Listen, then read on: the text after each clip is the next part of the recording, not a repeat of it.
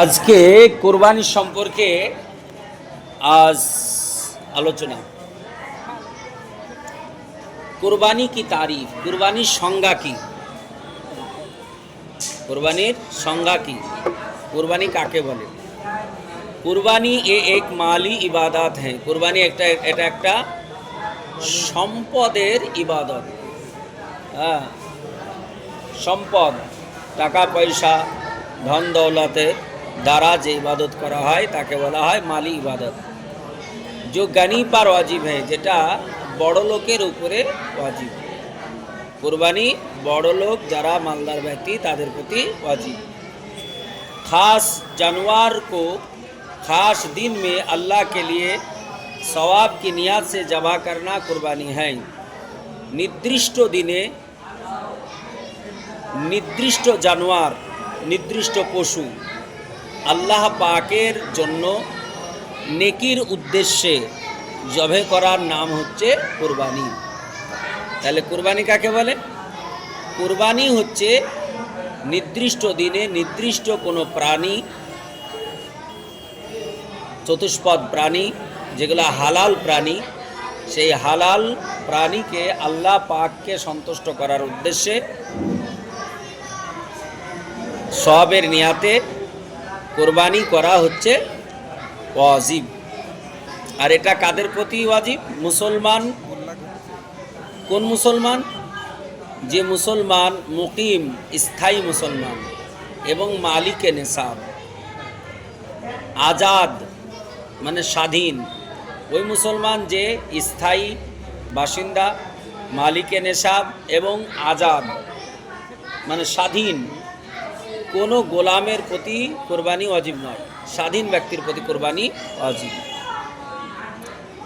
তাহলে এইখানে বারবার শব্দ একটা আসছে যে মালিকে নেসাব, মালিকে নেসাব। তো মালিকে নেসাব কে? কুরবানি কার প্রতি ওয়াজিব? কুরবানির সংজ্ঞা জানলাম, এবার কুরবানি কার প্রতি ওয়াজিব।